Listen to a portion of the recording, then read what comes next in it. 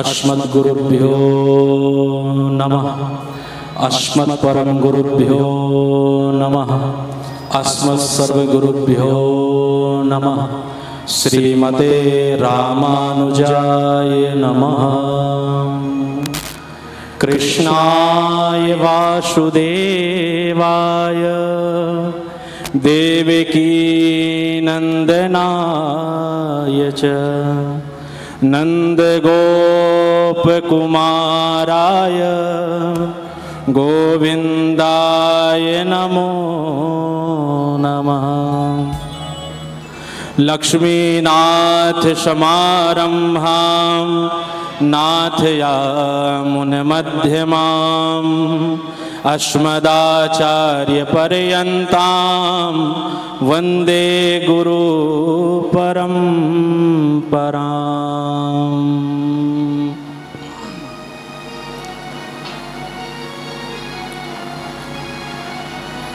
अद्य अस्माकं महत् सौभाग्यमस्ति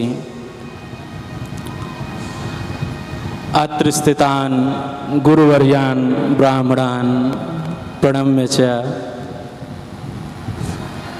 व्यासपीठे विराजिताः सुशोभिताः उपस्थिताः वेद पारायणाः परम विद्वान् विद्यावन्ताः परम श्रद्धेय स्वामी वर्याणाम श्री श्री 1008 परम वंदनीय श्री महामंडलेश्वर स्वामी श्री वेदमूर्तिनंद स्वामी वर्याणाम चरणयोः प्रणम्य सम्मुखस्थान जनान प्रणम्य स्ववाणीं बचमे व्यासपीठ को सुशोभित कर रहे अत्यंत सरल और जिनके रोम रोम में केवल सनातन धर्म है और सनातन के प्रति सदैव जागृत रहने वाले परम वंदनीय विद्वान मूर्ति और वेद मूर्ति जिनका नाम भी है, ऐसे व्यासपीठ को सुशोभित कर रहे महामंडलेश्वर स्वामी श्री वेदमूर्तिनंद स्वामी जी को मैं बारंबार प्रणाम करता हूँ। वृंदावन की पावन धरा पर अन्यान मंचस्थ विराजित आचार्य पूर्व चरण को भी मैं बारंबार प्रणाम करता हूँ। मेरे वाम पार्श्व पर विराजित स्वामी जी को भी मैं प्रणाम करता हूँ और मेरे सम्मुख विराजमान मेरे ठाकुर जी के लाडले राधा रानी के लाडले समस्त भक्तगण आदरणीय करुणामयी वात्सल्य प्रतिमूर्ति माताएं बहनें सामवेद के उपासक गंधर्व स्वरूप संगीत कलाकार और भारत का एक स्तंभ हमारी मीडिया त्रिनेत्र की भांति जो देश विदेश में पूज्य महाराज श्री की वाणी को जन जन तक पहुंचा रही है और घर बैठे लोग वृंदावन की पावन धरा से भगवान की अमृतमयी कथा जो भागवत पीयूष वर्षण हो रहा है उसका रसस्वादन कर रहे हैं। आप सभी को मेरा प्रेम भरा जय श्रीमन नारायण। राधे राधे।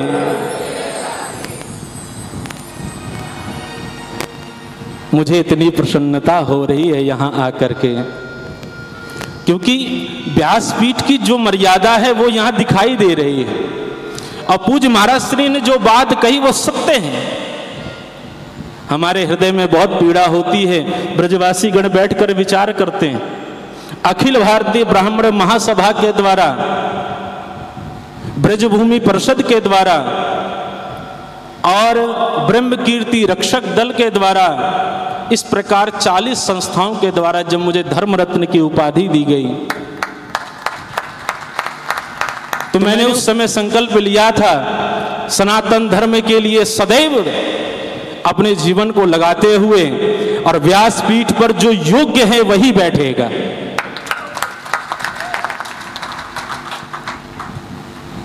देखिए,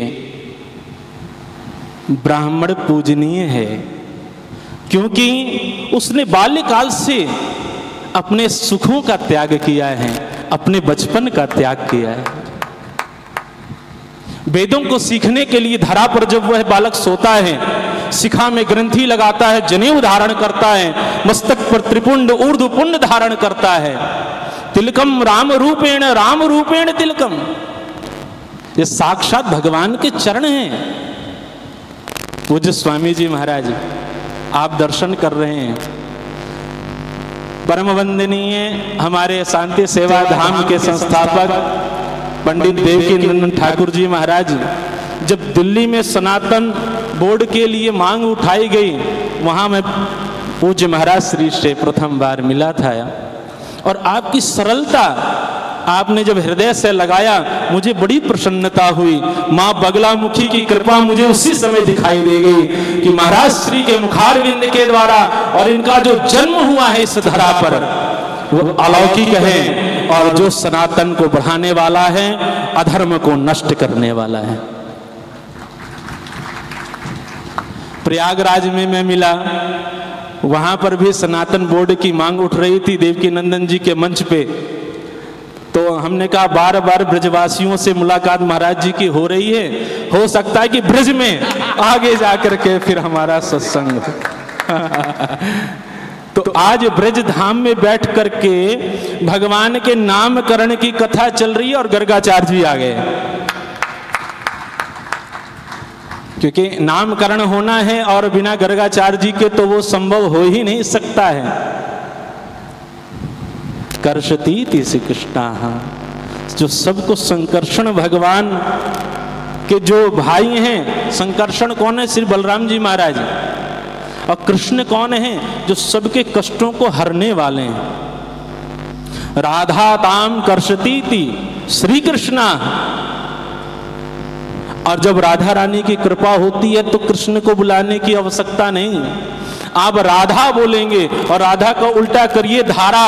जब आपकी भक्ति लिक्विड होती है तो धारा कहलाती है, जब आपकी भक्ति सॉलिड बन जाती है गुरु कृपा से तो वह राधा कहलाती है। आज आप ब्रजधाम में आए हैं के भगवती आस्था यया।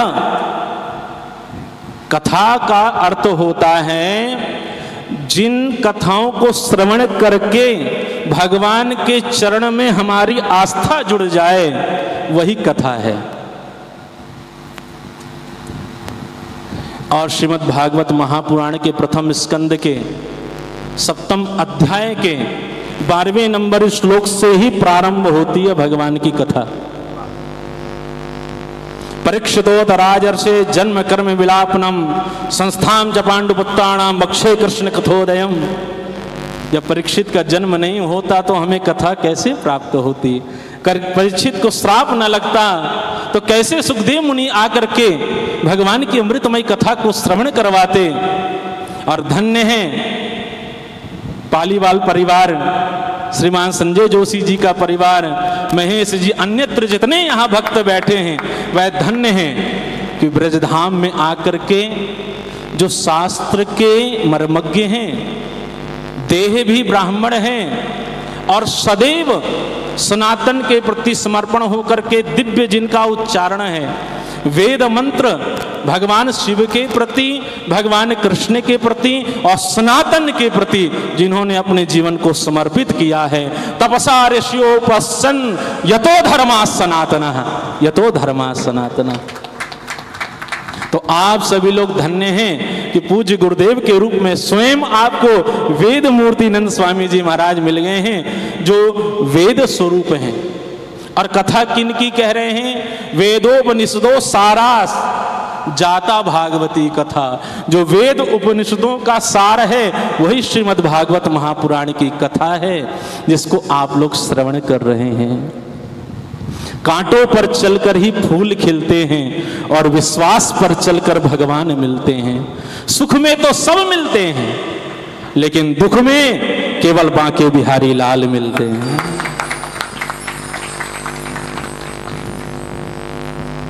पूज्य महाराज श्री से आज प्रातःकाल वार्ता हुई, आशीर्वचन प्राप्त हुए और थोड़ा विलंब इसलिए हो गया, मथुरा गया हुआ था। इस समय डीएम ऑफिस भी बहुत भागना हो रहा है।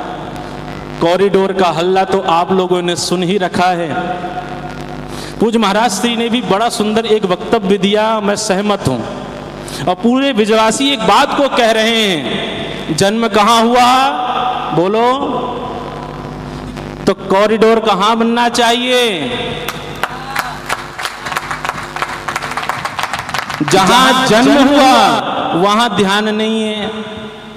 और जहां ठाकुर जी को लेके जमुना जी से गए, सफाई अभियान कहां होना चाहिए? जमुना जी में। जमुना से वृंदावन है।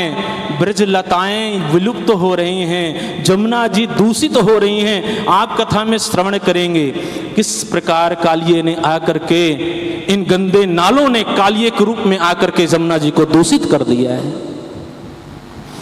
अगर बनाना है कॉरिडोर तो मथुरा में बनाओ, बनाना है कॉरिडोर तो जमुना जी की शुद्धिकरण करके बनवाओ, यातायात व्यवस्था को सही करो। ये करना नहीं है और बस केवल हमने बिहारी जी के मंदिर में जाकर के, क्यों? धन पैसा भी आपका, काम भी आपका, सरकार पूरी सहयोग कर रही है आपकी। जहां बिहारी जी हैं वहीं वृंदावन है। आज हमारे ब्रज में 7 ठाकुर होते थे महाराज जी, 7 ठाकुर हमारे, और ब्रज में कितने ठाकुर हैं अब? ओनली 3, केवल 3। श्री बांके बिहारी लाल, श्री राधा वल्लभ लाल और श्री राधा रमण लाल, बाकी 4 चले गए।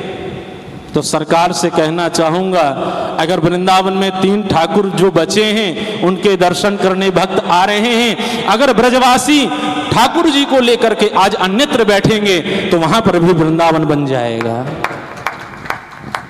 इसलिए बाह्य रूप को पहले बनाएं और जो ब्रज की सुंदरता है उसको बनाने का प्रयास करें।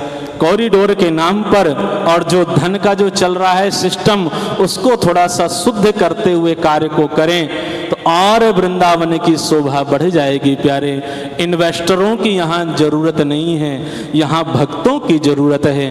और मैं चाहता हूँ कि पूज्य महाराज श्री के द्वारा श्री बगलामुखी साधना पीठ की भी स्थापना वृंदावन में हो, तभी शत्रुओं का सर्वनाश होगा, तभी शत्रुओं का सर्वनाश हो सकेगा। पूज्य महाराज श्री ने अब चर्चा चली है तो हम बोल ही देते हैं। महाकुंभ में सबसे ज्यादा हवाई कुछ बातें चली, कौन सा बाबा था महाराज जी? IIT बाबा उर्फ अभय सिंह। भैया इनको बाबा बना किसने दिया? सर्टिफिकेट किसने दे दिया? नशा करने वाला व्यक्ति, सदैव नशा में लुप्त रहने वाला व्यक्ति 5वां वेद लिखने के लिए कह रहा है, मैं 5वां वेद लिखूंगा, भगवान हूं। तो हमने कहा चिंता मत करो, जो 4 वेदों के हैं पहले उनसे तो निपट लो, 5वां वेद तो तब लिखोगे। स्वामी जी महाराज ने ऐसा उस दिन आनंद करवाया, पहुंचे ही थे कि 4 वेद के दर्शन करके 5वां वेद विलुप्त हो गया, कॉफी फेंक कर भागने लग गया। जब तक सनातन धर्म के अंदर बेझिझक होकर बोलने वाले, मीडिया के अंदर सत्य बोलने वाले और सनातन को समझने वाले, गहराइयों को समझने वाले स्वामी जी महाराज जैसे जब तक हमारे पास रत्न हैं, तब तक सनातन का बाल बांका नहीं हो सकता। काशी में भी कथा चल रही है महाराज जी। मुझे फोन आया और संतोष दास जी का, महाराज जी आप मत कुछ बोलिए। बताइए, देखिए कुछ विवाद ऐसे होते हैं, बलरामाचार्य जी फेमस भी वृंदावन में इसलिए कि हम छोड़ते नहीं हैं। एकदम नहीं छोड़ना है। क्यों भैया? इतना तो ज्ञान रखना चाहिए कि जो सूतक काल है उसे क्या कहते हैं, कितने दिन का मानना चाहिए। 13वीं हुई नहीं, शुद्धिकरण हुआ नहीं, 10वीं में आपका क्षौर कर्म हुआ नहीं, और महाराज 3 दिन बाद जाकर कथा करने लग जाते हैं। व्यासपीठ पर बैठकर कथा कर रहे हैं, शिवलिंग पर जाकर के काशी विश्वनाथ पर अभिषेक कर रहे हैं। राम राम राम, हम तो डूबेंगे, तुम्हें भी ले डूबेंगे। ऐसे लोग होते हैं, सावधान रहिए भैया। जो वेदों को समझे, जो अल्लाह अल्लाह गाने वाले हैं, उनसे दूर रहना। और जो जय श्री राम बोलने वाले हैं उनके चरणों का आश्रय प्राप्त कर लेना, आपका कल्याण अवश्य हो जाएगा। बागेश्वर धाम सरकार का नाम तो सुना है। 3 तारीख को दास जा रहा है, 4 तारीख को जन्मदिन है उनका। यात्रा में, ओरछा यात्रा में भी था मैं। अब बड़ा स्नेह करते हैं, ब्राह्मण शरीर है। पंडित धीरेन्द्र शास्त्री जी महाराज बालाजी के बड़े अच्छे उपासक हैं और ब्रजवासियों को बहुत मानते हैं हृदय से, क्योंकि ब्रजवासी अगर किसी को अपना ले तो समझ जाना ठाकुर जी ने आपको अपना लिया है। तो ये मेरी अलौकिक यात्रा जिसमें पूज्य स्वामी जी का बड़ा स्नेह है, और मीडिया के अंतर्गत अगर महाराज जी जैसे 8-10 वक्ता मिल जाएं तो फिर तो टेंशन वाली बात नहीं है, टेंशन कहीं और होने लगेगी।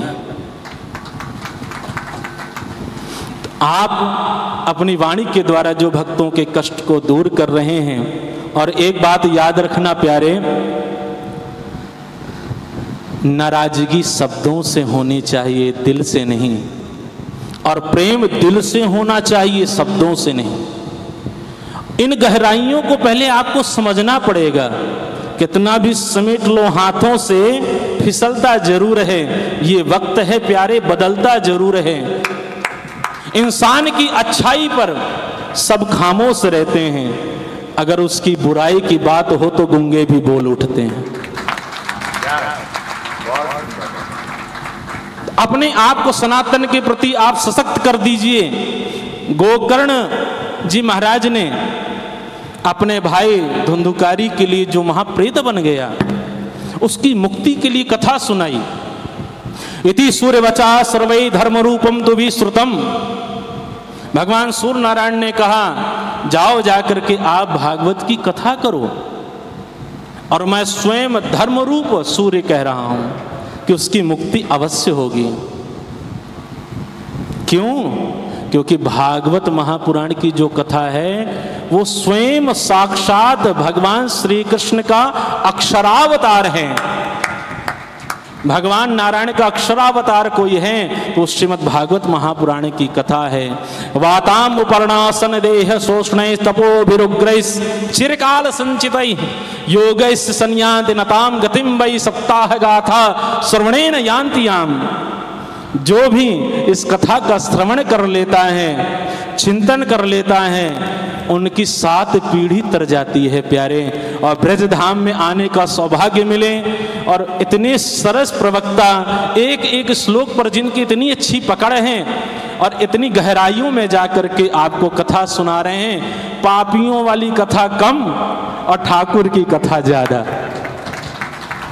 आप सभी के लिए बहुत बहुत मंगलाशासन।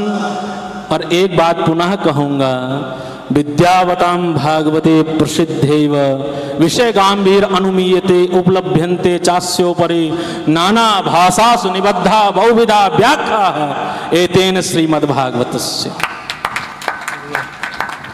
संस्कृति का लोप भी नहीं होना चाहिए। तो वह मैं व्यासपीठ से देख रहा हूँ कितने सुंदर भाव से श्लोकों का उच्चारण, वेद मंत्रों का उच्चारण, और इतना स्पष्ट उच्चारण, और उसका अर्थ आपको सुना रहे हैं। और 2 सत्र में कथा होनी चाहिए, इसके लिए आज मैं भी इस स्थान से आश्वासन दे रहा हूं कि 2 समय कथा होनी आवश्यक है। 3 घंटे में तो कथा हो ही नहीं सकती। आजकल केवल नाच गाने में समय निकल जाता है। और व्यासपीठ की मर्यादा बनाने के लिए कई लोग ऐसे हैं कि कथा करते हैं और कथा के समय महाराज जी व्यासपीठ में खड़े होकर, नीचे खड़े होकर नाचने लगते हैं। क्यों? आप कथा व्यास को बुलाया है कि किसी नचनिया को बुलाया है, किसी नाचने वाले को बुलाया है? व्यासपीठ सबसे बड़ी हमारे सनातन धर्म में कोई पीठ है वो व्यासपीठ है, जिसको स्वयं शंकराचार्य प्रणाम करते हैं, वह व्यासपीठ होती है। और गर्व से कहो कि हम हिंदू हैं। गर्व से तिलक धारण करो, जनेऊ धारण करो, और मुख से सदैव आपके भगवान का नाम निकले। क्योंकि जब भक्ति जल में प्रवेश करती है तो जल को चरणामृत बना देती है, और वही भक्ति जब भोजन में प्रवेश करती है तो भोजन को प्रसाद बना देती है, और वही भक्ति जब घर में प्रवेश करती है घर को मंदिर बना देती है। वही भक्ति जब हमारे व्रत में प्रवेश करती है उसको उपवास बना देती है। वही भक्ति जब मानव के अंदर प्रवेश करती है उस मानव को मनुष्य बना देती है। अधिक समय नहीं लूंगा, बस इतना कहूंगा, आप सब इतने भाव से बैठकर श्रवण कर रहे हैं। हजारों की संख्या में यहाँ पर मैं देख रहा हूं भक्त बैठे हैं, और करोड़ों की संख्या में महाराज श्री को लोग सुनते हैं। और डिबेटों में तो मैं देखता ही रहता हूं महाराज जी को, इतने सुंदर भाव मीडिया वाले फंसाने की कोशिश करते हैं, लेकिन महाराज जी उसी समय तुरंत 6 सोच में पड़ जाते हैं। सब हुआ क्या, शास्त्र के द्वारा प्रमाण दिया, शास्त्र के द्वारा बताया, और अपनी गद्दी की गरिमा को सदैव सुरक्षित जिन्होंने रखा है, ऐसे पूज्य स्वामी जी महाराज को मैं प्रणाम करता हूं।